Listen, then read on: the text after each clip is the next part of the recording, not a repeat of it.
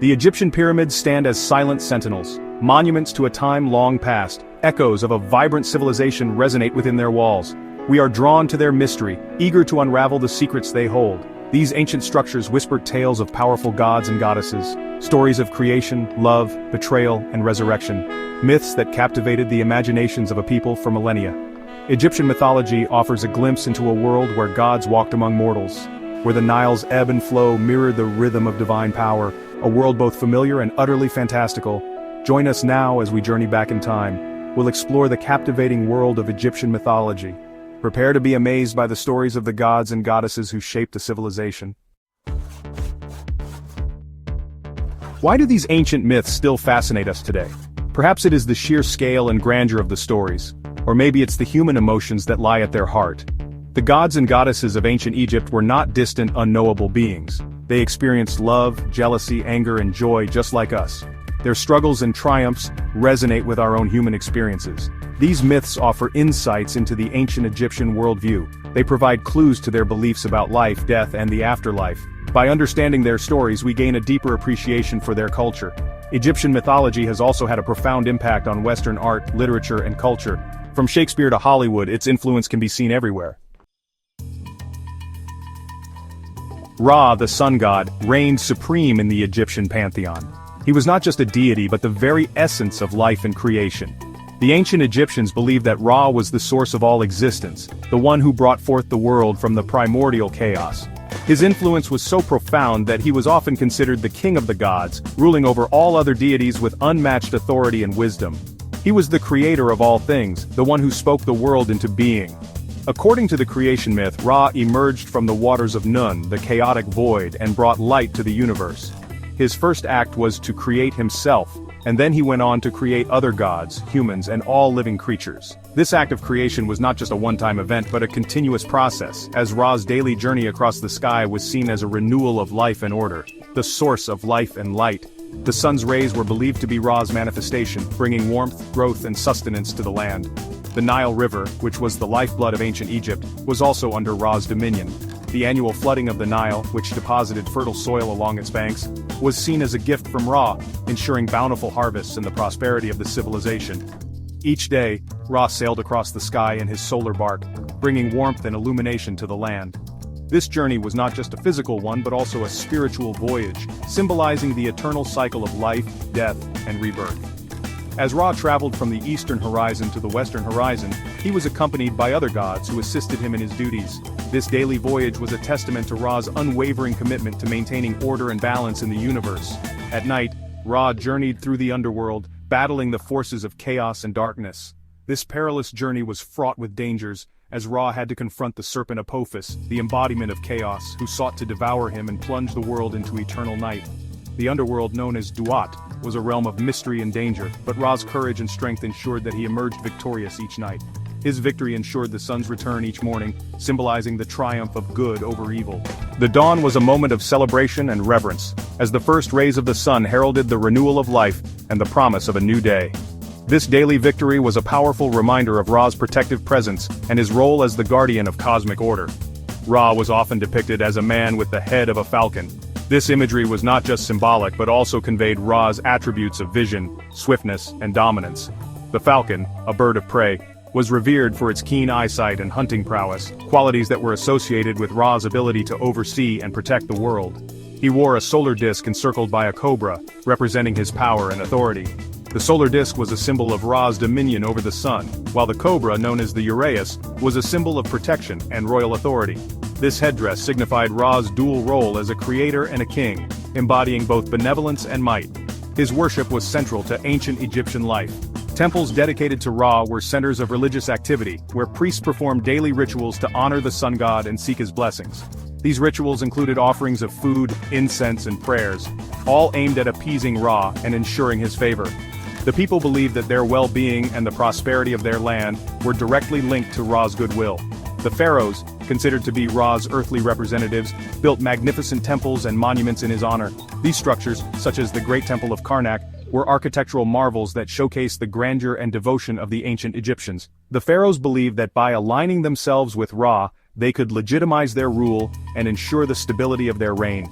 They believed that by appeasing Ra, they could ensure the prosperity and stability of their kingdom. This belief was reflected in the elaborate ceremonies and festivals held in Ra's honor, which were attended by both the royalty and the common people. Through these acts of devotion, the ancient Egyptians sought to maintain harmony with the divine and secure a prosperous future for their civilization. Section 4. Osiris, Isis, and Horus, a tale of betrayal, love, and resurrection. The story of Osiris, Isis, and Horus is one of the most beloved and enduring myths in Egyptian mythology. It has been passed down through generations, capturing the imagination of countless people with its rich tapestry of emotions and events. This myth is not just a story.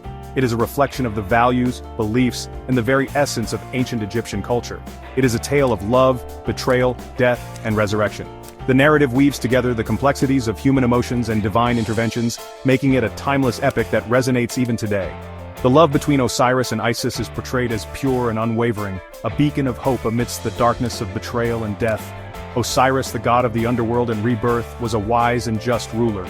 He was revered by his people for his fairness and his ability to bring prosperity to the land. Under his rule, Egypt flourished, and the people lived in harmony. His wisdom and leadership were unmatched, making him a beloved figure in Egyptian mythology. His brother, Set, driven by envy and ambition, murdered him and scattered his body parts across Egypt. Set's jealousy stemmed from Osiris's success and the love he received from the people. This act of betrayal was not just a personal vendetta, but a calculated move to seize power and disrupt the balance that Osiris had established. Isis, Osiris's devoted wife, searched tirelessly for her husband's remains. Her love for Osiris was so profound that she could not rest until she had found every piece of his body. Her journey was fraught with challenges, but her determination and unwavering faith in their love kept her going. She was not alone in her quest. Her sister Nephthys stood by her side, offering support and strength. With the help of her sister Nephthys, she gathered the pieces of his body and resurrected him long enough to conceive their son, Horus. This act of resurrection was a testament to the power of love and the strength of the bond between Osiris and Isis. It also marked the beginning of a new chapter in their story, one that would see their son rise to greatness. Horus, the falcon-headed god, eventually avenged his father's death by defeating Set in a series of epic battles. These battles were not just physical confrontations but also symbolic struggles between good and evil, order and chaos. Horus's victory was a triumph of justice and a restoration of balance in the world. Osiris became the ruler of the underworld, while Horus inherited his father's throne as king of the living. This duality of roles symbolized the eternal cycle of life and death, and the enduring legacy of Osiris and Isis. Their story continues to inspire and captivate, reminding us of the timeless power of love, sacrifice, and redemption. Section 5. Anubis, guardian of the underworld. Anubis, the jackal-headed god, played a crucial role in the Egyptian afterlife. Revered as one of the most significant deities in ancient Egyptian mythology, Anubis was believed to have dominion over the realm of the dead. His presence was both feared and respected, as he was the one who ensured that the souls of the deceased were properly guided and protected on their journey to the afterlife. He was the guardian of the underworld, and the protector of the dead. Anubis's responsibilities were vast and crucial. He was often depicted standing vigil at the entrance of tombs, a silent sentinel ensuring that no harm befell the resting souls. His watchful eyes were believed to ward off evil spirits and grave robbers, making him an essential figure in the protection of the dead. Anubis oversaw the mummification process, ensuring that the deceased were properly prepared for their journey to the afterlife. The meticulous process of mummification was seen as a sacred ritual, and Anubis's presence was invoked to bless the proceedings. Priests, donning masks of Anubis, would perform the intricate rites, believing that the god himself was guiding their hands. This process was not just about preserving the body, but also about preparing the soul for its next phase of existence. He also presided over the weighing of the heart ceremony, where the souls of the dead were judged for their deeds in life. This ceremony was a pivotal moment in the journey of the soul. The heart, believed to be the seat of the soul, was weighed against the feather of Maat, the goddess of truth and justice. Anubis, with his keen sense of balance and fairness, ensured that the judgment was just. A heart lighter than the feather meant a favorable afterlife, while a heavier heart signified a soul burdened with wrongdoing.